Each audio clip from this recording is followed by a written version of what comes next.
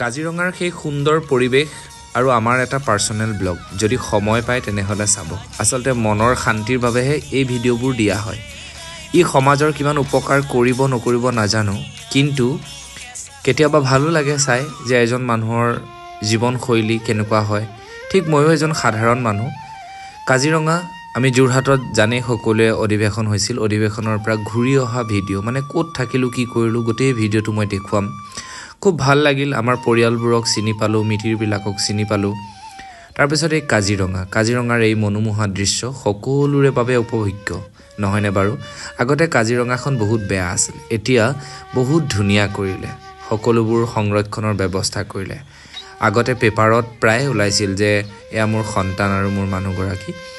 পেপাৰত প্ৰায় ওলাইছিল যে গড় ইটোৰ পিছত সিটো নাইকিয়া হৈ যায় বা সম্পদবোৰ নাইকিয়া হৈ যায় এতিয়া কিন্তু খুব সুন্দৰভাৱে নিৰাপত্তা দিয়ে আহি থাকোতে ৰাস্তাত ছোৱালীবিলাকে যিবিলাক কৰ্তব্যৰত আৰক্ষী বিষয়া ইমান ভাল লাগে তেওঁলোকক দেখি কাজিৰঙাখন ধুনীয়াকৈ ৰাখিছে বাৰু যিয়ে নহওক আমি এতিয়া একেবাৰে পিছলৈ যাম যে ক'ত থাকিলো কাজিৰঙা পাৰ হৈ আহি ইয়াতে মই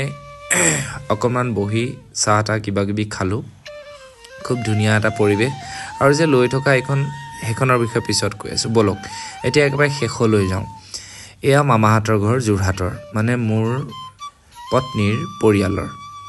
খুবেই ধুনীয়া এটা পৰিৱেশৰ মাজত আমি 4টাকৈ দিন অতিবাহিত কৰিলো এই ঘৰটোত থকাৰ ভাল লগাৰ কাৰণ কেইবাটাও আছে পৰিৱেশটো বৰ ধুনীয়া চাৰিওফালে শান্তিময় পৰিৱেশ চাৰিওফালে গছ-গছনিৰে ভৰা আৰু মামীহঁতে ইমান ধুনীয়াকৈ ফুলবোৰ লগাই থৈছে সঁচাকৈ মানে সাংঘাতিক ধুনীয়া লাগিলে 4 দিনৰ পিছত যাবলৈ ওলালো মানে ঘৰলৈ আহিবলৈ ওলালো খুবেই দুখ লাগিছিল এয়া হৈছে বাহিৰৰ দৃশ্য চাৰিওফালে ফুল সেইফালে সেয়া ডাঙৰ মামা এইফালে এয়া তিনিওজন মামা তাৰ পিছত এয়া আমাৰ ফেমিলিৰে জুনবাহঁতৰ ঘৰৰ পৰা দি পঠিয়াছিল ঘৰতে কৰা শাক-পাচলি তাৰ পৰা অলপ ভাগ যোৰহাটৰ পৰা মাজতে তিতাবৰলৈ গৈছিলো তাৰ পিছতে তাৰ পৰা এয়া জুনবায়ে মানে মোৰ পত্নীৰ পৰিয়ালৰ বা এজনী বিয়া হৈছে তিতাবৰত সো তিতাবৰৰ পৰা আমি এনেকৈ বস্তু দিয়া ভাগ বতৰা কৰি ললো মামাহঁতকো দিলো ইমানেই ধুনীয়া এয়া সৰু মামায়েও ঢেৰ কিবাকিবি ভৰাই দিলে ইমানেই মৰম কৰিলে এয়া ককাৰ লগত মোৰ পুত্ৰ সুদৰ্শন সিও খুব এনজয় কৰিলে আচলতে কি জানে মানুহৰ আত্মিক সম্পৰ্ক কেনেকৈ হৈ যায় কোনেও গম নাপায় সিও গম পাইছে যে এয়া মোৰ পৰিয়াল এয়া মোৰ আপোন মানুহ এনেকৈ সি ককাকৰ লগত ৰাতিপুৱা সময়টো অতিবাহিত কৰিলে ইমান ধুনীয়া এটা পৰিৱেশত থাকিলো সঁচাকৈ একেবাৰে মোৰ ফিল নহল যে মই ঘৰৰ পৰা বাহিৰত আছো ঘৰতকৈ বেছিহে খুচ ৰখা মামী দুইগৰাকীয়ে কি খাম কি নেখাম আয়ৈ দেহি ইমানেই মৰম কবলৈ বাকি নাই মামাই ইটোৰ পিছত সিটো খাবলৈ আনিছে মামীয়ে ইটোৰ পিছত সিটো বনাই দিছে ইমান কষ্ট দিলো যদিও তেওঁলোকে আমাক ইমান ধুনীয়াকৈ ৰাখিলে তাৰ বাবে খুবেই বেছি ভাল লাগিলে মই এই পৰিৱেশটো পুনৰবাৰ এবাৰ দেখুৱাই দিছো যে এই যে উঠি অহা এই গছ-গছনিবোৰ আৰু ইন্টাৰেষ্টিং কথাটো ভিতৰতো তেওঁলোকে ইমান ধুনীয়াকৈ ফুলবোৰ ৰাখিছে ঘৰটো ইমান পৰিপাটি ইমানেই ধুনীয়া মোৰ দেউতাও আহিছিল দেউতাও এয়া মামা মামী আৰু ছোৱালী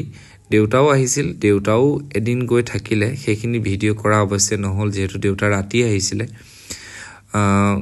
আমাৰ য'ত সভা চলি আছিল তাৰ পৰা প্ৰায় 15 কিলোমিটাৰ মান দূৰত টাউনতে হয় খুব ধুনীয়া লাগিলে থাকি আৰু আমি এয়া শেষত যাবলৈ সাজু হলো খুব বেয়া লাগিছিলে যোৰহাট এৰিবলৈ খুবেই ধুনীয়া লাগিলে আৰু দেখিছে নহয় আমি কৰবালৈ গলে একেবাৰে A to Z মানে এতিয়া সন্তান আছে ন A to Z বস্তু লৈ ল'ব লাগে তাৰ পিছত মামীয়ে ধুনীয়াকৈ যেহেতু আলিয়াই লিগাং আহি আছিল আমাৰ বিহুৰ কাৰণে তৰাপাত যোগাৰ কৰি দি পঠিয়ালে এয়া শেষত আকৌ মানুহজনীয়ে মামাৰ মামী যেহেতু বাহিৰত থাকে তেওঁ এগৰাকী সাইন্টিষ্ট হয় তেওঁ এয়া ল'ৰা মামাহাতৰে আৰু এয়া এগৰাকী বিদ্যালয়লৈ গ'ল এনেকৈ গোটেই পৰিয়ালটো খুব ধুনীয়া আৰু মামীৰ লগত তেনেকৈ ভিডিঅ' কল কৰিলে এইজন হৈছে আমাৰ প্ৰবক্তা মামা তেওঁ এজন উচ্চ শিক্ষিত ব্যক্তি খুবেই সুন্দৰ কথা বতৰা বহু সময় কথা পাতিলো তেওঁৰ লগতো খুবেই ভাল লাগিল আৰু পৰম্পৰা অনুসৰি অহাৰ সময়ত আমি ককাক এনেকৈ সেৱা লৈ আশীৰ্বাদ ল'লোঁ আৰু এয়া শেষত গম পাইছে নহয় মূল্য বৃদ্ধি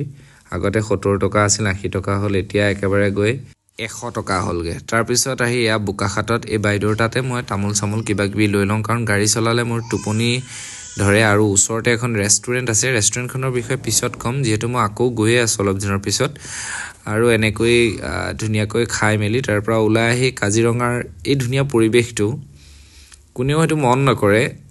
সঁচাকৈ মই কৈছোঁ আগৰ চৰকাৰৰ তুলনাত এই চৰকাৰে কিন্তু কাজিৰঙাখন সাংঘাতিক ধৰণে সুৰক্ষা দিছে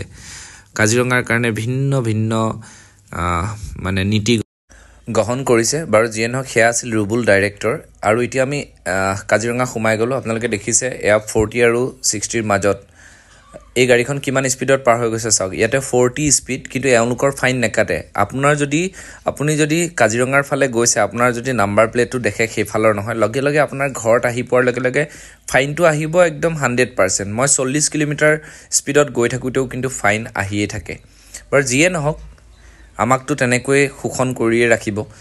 আৰু সেই নীতিবিলাকো আমি জানো তাৰপিছত এই মহ দুটা বহুত দিনৰ পৰাই আছে আমি যোৱাৰে পৰা ইয়াত সোমাই আছে নাজানো কেনেকুৱা কি অৱস্থা আৰু এই বনৰীয়া মহটোৰ বিৰাট খঙত সি সিফালে চাই আছিল আৰু চিঞৰি আছিল বাৰু ভালেই লাগিল সেই পৰিৱেশবোৰ চাই তাৰপিছত এয়া গঁড় কাজিৰঙাৰ ধুনীয়া পৰিৱেশ আৰু এইবিলাক দেখিলেই অনুপম দাৰ আমাৰ কাজিৰঙা বৰ ধুনীয়া গীতটোলৈ মনত পৰি যায় কাজিৰঙা বৰ ধুনীয়া একোৰেই নাই তুলনাত